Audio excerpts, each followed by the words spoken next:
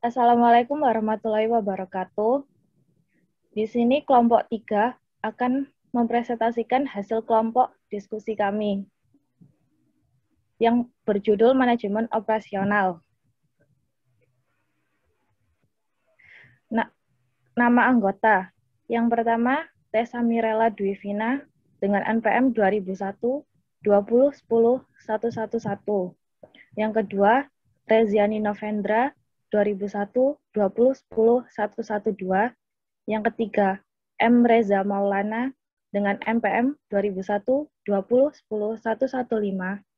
Yang keempat, Febrianti Mardiah dengan NPM 2001 20 10 179. Yang kelima, Lilis Afifatur Rohmah dengan NPM 2001 20 10 325.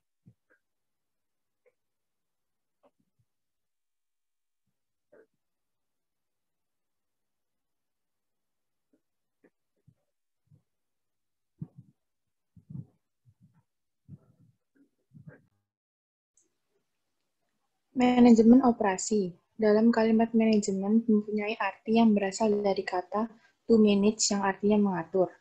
Pengaturan dilakukan melalui proses dan diatur berdasarkan urutan dari fungsi-fungsi manajemen itu sendiri. Dengan demikian, manajemen merupakan suatu proses untuk mewujudkan tujuan yang diinginkan. Dalam kalimat manajemen operasi merupakan serangkaian aktivitas yang menciptakan nilai dalam pembuatan barang dan jasa melalui perubahan berbagai input menjadi output.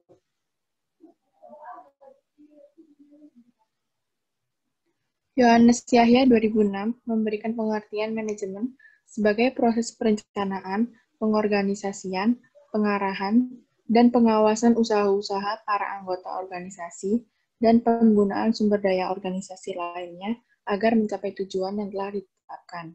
Maka, dapat disimpulkan bahwa manajemen operasi merupakan serangkaian proses dalam menciptakan barang, jasa, atau kegiatan yang mengubah bentuk dengan menciptakan atau menambah manfaat suatu barang atau jasa yang akan digunakan untuk memenuhi kebutuhan manusia, serta berusaha untuk menyeimbangkan biaya dengan pendapatan untuk mencapai laba operasi yang lebih tinggi. Selanjutnya akan dijelaskan oleh teman saya. Selanjutnya, kualitas produk. Menurut Feigenbaum, mutu atau kualitas adalah kemampuan yang dimiliki suatu produk untuk memenuhi kebutuhan konsumen. Pendekatan dalam kualitas produk dibagi menjadi dua. Yang pertama, basis penggunaan produk dan basis manufaktur. Yang A, basis penggunaan produk. Berdasarkan pendekatan ini, kualitas suatu produk dirumuskan sebagaimana produk dapat dilihat dan dirasakan oleh pengguna suatu produk. Kualitas produk yang lebih baik juga bisa didapat jika produk memiliki produk yang menarik seperti handphone Samsung menjadi pilihan favorit pengguna ponsel di Indonesia karena memiliki fitur yang menarik dilihat dari desain, bentuk, warna, dan lain-lain. Kualitas produk yang lebih baik juga dapat timbul dari keawetan dari produk yang digunakan, seperti produk elektronik, seperti televisi, lemari es, dan mesin cuci, di mana konsumen berharap barang yang mereka beli dapat bertahan untuk jangka waktu yang lama. Yang B, basis manufaktur. Melalui pendekatan ini, kualitas dirumuskan melalui sejauh mana suatu produk yang dihasilkan dalam proses produksi, yang memiliki kesesuaian dengan spesifikasi produksi yang telah ditetapkan dalam bentuk standar produksi. Sebagai contoh, salah satu kebijakan kualitas yang ditetapkan bagian pengendalian mutu PT Unilever Indonesia bagi pemasok untuk produk bahan makanan, misalnya Royco, adalah bahwa bahan baku yang dipasok oleh para pemasok tersebut tidak boleh terkontaminasi oleh bakteri coli. Jadi, bila mana bahan baku yang dipasok oleh pemasok, misalnya lada bubuk yang mengandung bakteri coli, walau hanya 1%, maka bahan baku tersebut akan ditolak karena tidak memenuhi standar kualitas.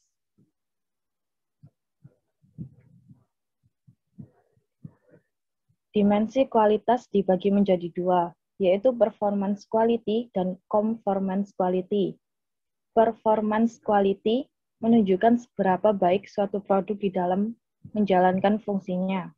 Sebagai contoh, produk dari operator telepon seluler disebut memiliki performance quality apabila kualitas sambungan telepon melalui operator seluler tersebut menghasilkan suara yang jernih, tidak sering terputus, dan tidak sering mengalami gangguan. Yang kedua, conformance quality. Conformance quality menunjukkan sejauh mana suatu produk dapat menjalankan fungsinya secara konsisten dari waktu ke waktu. Sebagai contoh, jam tangan buatan Swedia dikenal memiliki ketepatan waktu yang terjaga dari waktu ke waktu. Bila jam tangan yang digunakan kadang-kadang menunjukkan waktu dengan tepat, tetapi kadang-kadang tidak, maka jam tangan seperti itu tidak memiliki conformance quality.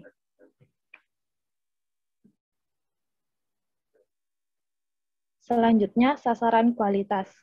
Setiap perusahaan yang ingin mempertahankan kemampuan bersaingnya di pasar harus memiliki sasaran kualitas yang jelas dan secara periodik harus melakukan penyempurnaan kualitas secara berkesinambungan untuk memenuhi ekspektasi konsumen terhadap kualitas. Selanjutnya akan dijelaskan oleh teman saya.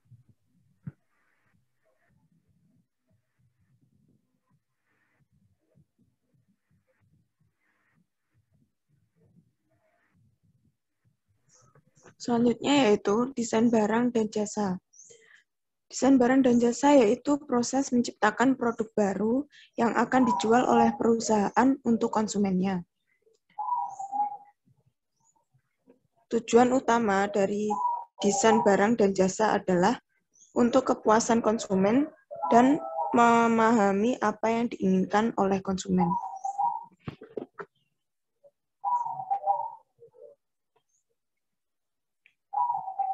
Strategi produk. Strategi produk digunakan untuk membangun kemampuan tertentu dalam kostumisasi keluarga produk atau jasa yang sudah ada. Pendekatan ini memungkinkan konsumen untuk memilih variasi produk sekaligus mendorong kekuatan organisasi. Suatu teknik untuk menghasilkan ide produk baru adalah brainstorming. Brainstorming adalah sebuah teknik di mana sekelompok orang yang berbeda saling berbagi ide pada topik tertentu tanpa mengkritik. Tujuannya yaitu untuk membangkitkan diskusi terbuka yang menghasilkan ide kreatif mengenai produk yang mungkin dan perbaikan produk.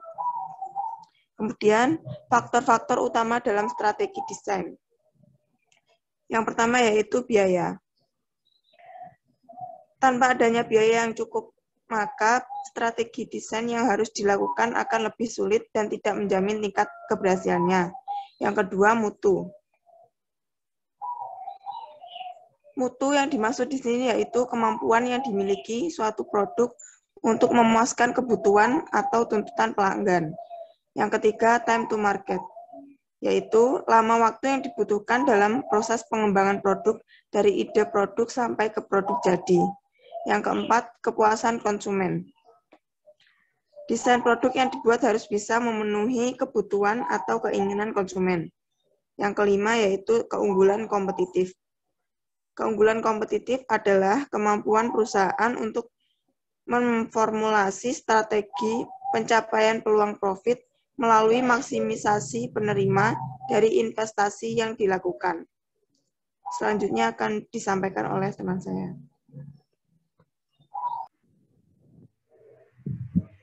Selanjutnya ada supply chain management. Jadi supply chain management atau manajemen rantai pemasok adalah kegiatan yang meliputi koordinasi, penjadwalan, dan pengendalian terhadap pengadaan, produksi, dan penyediaan ataupun pengiriman produk atau jasa kepada konsumen. Komponen supply chain management. Nah, agar proses rantai pemasok bisa berjalan dengan lancar, maka 3 komponen dalam manajemen rantai pasok juga harus berlangsung baik. 3 komponen manajemen rantai pasok yang dimaksud yakni ada upstream supply chain management. Jadi proses di mana perusahaan mendapat pasokan dari luar perusahaan berupa bahan baku untuk melakukan produksi. Yang kedua ada internal supply chain management. Jadi tahap selanjutnya di mana bahan baku yang telah diterima lalu diproses dan diproduksi menjadi bahan jadi. Dan yang ketiga ada downstream supply chain management. Proses pendistribusian produk yang telah jadi kepada konsumen melalui distributor. Fungsi supply chain management. Dalam sebuah perusahaan, manajemen rantai pasok memiliki fungsi dan peranan yang sangat penting yang berhubungan dengan pengoperasian sebuah perusahaan. Fungsi manajemen rantai pasok yang pertama yakni fungsi fisik, yang berupa mengubah bahan baku menjadi bahan jadi untuk keperluan konsumen. Fungsi manajemen rantai pasok ini berkaitan erat dengan berbagai macam biaya fisik, seperti biaya pembelian bahan baku, biaya penyimpanan, biaya transportasi, dan sebagainya. Manajemen rantai pasok juga berfungsi sebagai mediasi pasar, di mana menghubungkan perusahaan dengan distributor yang mendistribusikan produk. Dan yang terakhir, berfungsi untuk memastikan dan mengatur pembiayaan terkait survei pasar, perencanaan produk, dan biaya lainnya di luar pembiayaan fisik. Proses tahapan supply chain management. Seperti yang diketahui, manajemen rantai pasok merupakan suatu proses yang melibatkan banyak proses dan berbagai pihak. Sebuah produk atau layanan jasa bisa sampai ke tangan konsumen setelah melalui berbagai tahapan dalam manajemen rantai pasok. Yang pertama ada customer, planning, purchasing, inventory, produksi, dan pengiriman. Tahap pertama yang memulai manajemen rantai pasok berasal dari konsumen atau customer. Pada tahap ini, customer mengajukan pesanan atau order suatu produk yang ditawarkan oleh pihak produsen. Yang kedua, setelah pesanan diterima oleh produsen, tim atau departemen perencanaan akan membuat perencanaan mengenai produksi produk yang diminta. Selain perencanaan produksi, tim perencanaan juga bertanggung jawab terhadap persiapan kebutuhan bahan baku yang diperlukan. Tahap ketiga dalam manajemen rantai pasok adalah pembelian bahan baku. Ini dilakukan oleh Departemen Pembelian setelah menerima rencana produksi yang dilakukan Departemen Perencanaan. Dan jika pesanan bahan baku telah datang, selanjutnya bahan baku tersebut akan dikirim ke pabrik untuk dilakukan pemeriksaan kualitas. Apabila kualitas bahan baku dan jumlahnya telah memenuhi standar, bahan baku tersebut akan disimpan di gudang atau yang disebut dengan tahapan inventory. Ketika bahan baku telah diperiksa dan disimpan, nantinya bahan baku tersebut akan diproses bersama bahan pendukung menjadi bahan jadi yang dipesan oleh customer. Setelah selesai diproduksi, bahan baku yang telah menjadi bahan jadi akan kembali disimpan di gudang. Nantinya produk tersebut akan dikirim kepada customer. Tahap terakhir yaitu tahap pengiriman, di mana produk yang disimpan di gudang akan dikirimkan kepada customer sesuai tanggal pengiriman yang diminta. Kurir akan memastikan bahwa produk telah sampai ke tangan customer yang sempurna. Strategi supply chain management. Strategi yang pertama ialah membangun hubungan dengan pemasok bahan baku. Tidak hanya pelanggan, pemasok merupakan bagian mata rantai yang penting dalam manajemen rantai pasok. Hubungan mitra yang baik bisa menjamin kesuksesan mata rantai yang lain. Strategi lainnya adalah dengan fokus meningkatkan pelayanan dan kepuasan pelanggan atau customer. Kepuasan adalah hal yang harus diperhatikan ketika berhubungan dengan pelanggan. Jika pelanggan merasa puas, maka besar kemungkinan pelanggan akan melakukan pemesanan ulang kepada perusahaan. Melalui manajemen rantai pasok yang dibangun dengan baik, perusahaan bisa meningkatkan citra dan daya saing di mata kompetitor lain.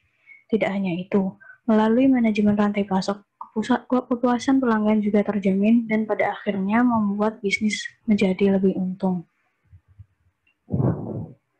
Yang terakhir akan dijelaskan oleh teman saya.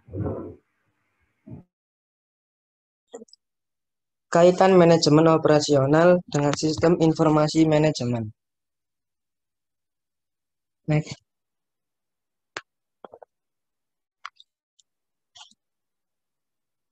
Sistem informasi manajemen merupakan suatu sistem yang dapat membantu manajemen di dalam pengumpulan data, pengolahan, serta analisis evaluasi data dan menyajikan ke dalam batas informasi yang bernilai dan akhirnya sampai pada pengambilan keputusan, di mana informasi ini berguna untuk mendukung fungsi operasi manajemen. Sistem informasi manajemen adalah suatu sistem yang terintegrasi yang menyediakan informasi untuk mendukung fungsi-fungsi operasi manajemen keuangan dan pengambilan keputusan di dalam organisasi.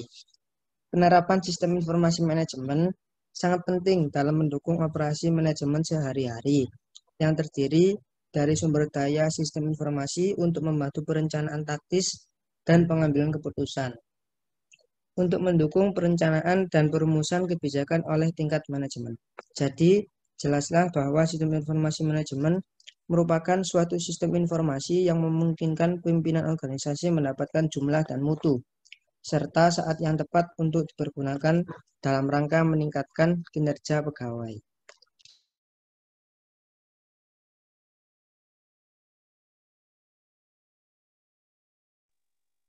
Sekian dari kelompok kami.